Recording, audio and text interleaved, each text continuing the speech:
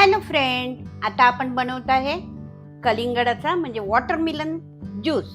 तर आता मी सगळ्यात प्रथम हे कलिंगड कापून घेते. आता मी टाकते साखर, पुदिन्याची पानं, चवीनुसार मीठ. आता आपण कलिंगडाच्या फोडी टाकूया. आता मी मिक्सर लावून घेते.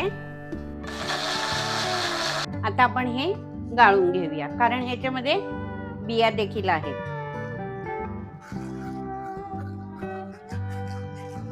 आता आपण बर्फ टाकूया, ज्यूस टाकूया, त्याचप्रमाणे थोडंसं मीठ टाकूया.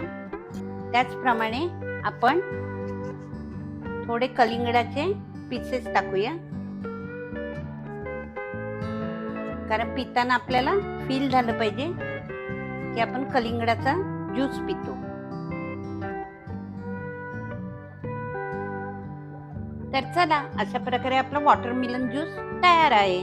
आवडला असेल तर छाया सुपर किचन ह्या चॅनलला फॉलो करा.